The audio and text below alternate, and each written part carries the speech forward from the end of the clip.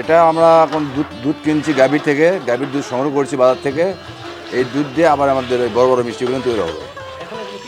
এগুলো ছানার পানি, হ্যাঁ ছানার পানি, হ্যাঁ এটা টক পানি।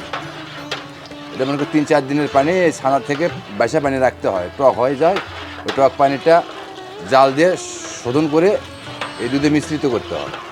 মিশ্রিত করলে ছানা আসে। ছানা হতে না সঙ্গে সঙ্গে ছানা হয়ে যাবে, হ্যাঁ সঙ্গে সঙ্গে ছানা হয়ে যাবে। আর ছানাটা 8-10 মিনিট রাখলে পান ছানাটা একটু মানসম্মত হয়, ছানাটার একটু ওজন আসবে, মিষ্টি ফোলামো হবে, ফলন বৃদ্ধি হবে। এই যে এই ছানা এসে গেল, হ্যাঁ এই ছানা হয়ে গেল। এটা আবার নেটে ছাকা দিতে হবে। ছাকা দিয়ে মেডিসিন আছে আর কি, একটু হালকা ময়দা, 100 ছানাতে 100 গ্রাম ময়দা দিতে হয়। ময়দা দিয়ে আমরা মিষ্টি তৈরি করি। 1 কেজি ছানাতে 100 গ্রাম ময়দা। এইভাবে আমরা মিষ্টি, বড় বড় মিষ্টি তৈরি করি। অরিজিনাল গাভীর দুধ, এর ভিতরে কোনো অন্য কিছু মিশ্রিত নেই।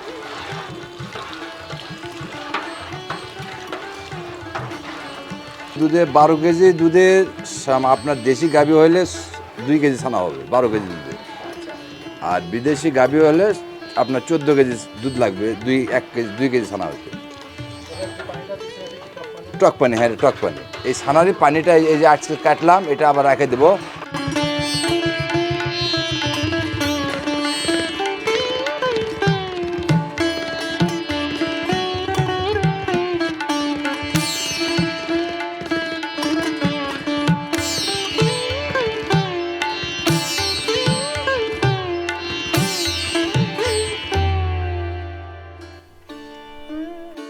এটা মাপটা কিভাবে হয়? এটা মনে করেন যে 2.5 কেজি ছানা, ওটা সেদ্ধই।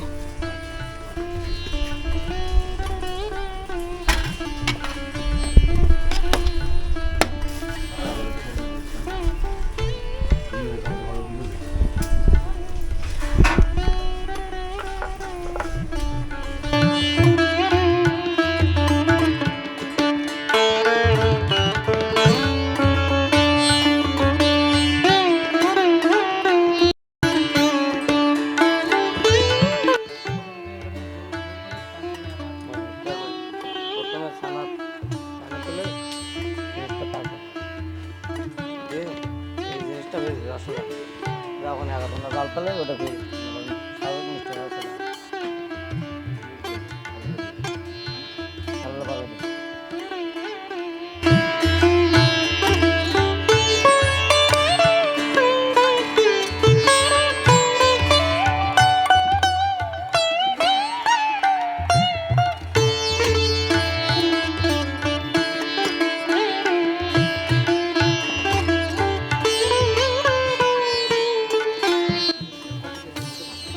মনে করেন যায় 3-4 3.5 মণ এরকম মিষ্টি তৈরি হয় দিনে, পার ডে। বড় মিষ্টি ধরেন মনে করেন যে দিনে 20টা 22টা এরকম করে তৈরি হয় প্রতিদিন।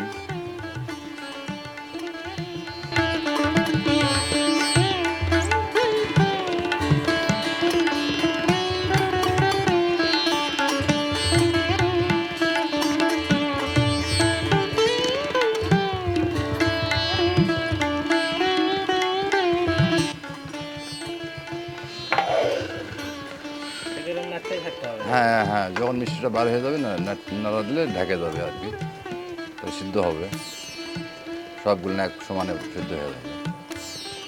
যেখানে সাইডে থাকে সেটা ভিতরে নিয়ে যেতে হয় করে।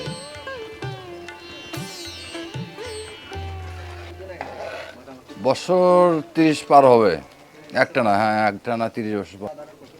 আমার দাদারাও করতো, এর লাগে আমরা ওখানে ব্যবসা ধরে রাখছি। এখন তো ব্যবসার বেনিফিট নাই, এখন চিনির দাম বেশি, দুধের দাম বেশি, সব খরচা বেশি, জ্বালানির খরচা বেশি। এখন 200 টাকা 220 টাকা কেজি, এইটা হ্যাঁ এটা।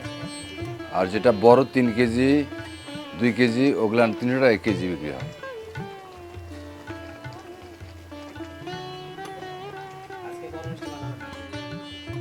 প্রথমত আমরা বাজার থেকে দুধ ক্রয় করি, 6 থেকে 7 সের দুধ লাগে 1 পোয়া ছানা হইতে। 1 পোয়া ছানা থেকে 1 কেজি মিষ্টি তো এরকম 1 ঘন্টা জালে রাখতে হয়, তাহলে 1 সের মিষ্টি হবে।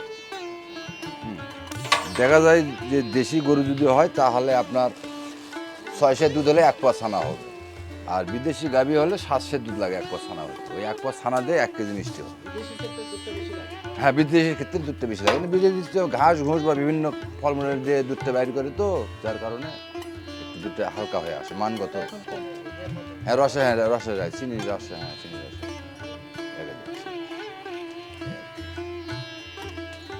এটা এখন মনে করেন যে আধা ঘন্টা 1 ঘন্টা পর, হ্যাঁ স্বাদ বেশি, হ্যাঁ স্বাদ বেশি। বিদেশি গরুর দুধ তো মাল মেডিসিন খেয়ে অনেক ফিট খোয়ায়, ঘাস খোয়ায়, খেয়ে তারপরে দুধ দেয়। এটা 1 ঘন্টা জালে ছিল, তারপরে এখন মিষ্টিটা কড়াই থেকে বলে উঠানো হচ্ছে।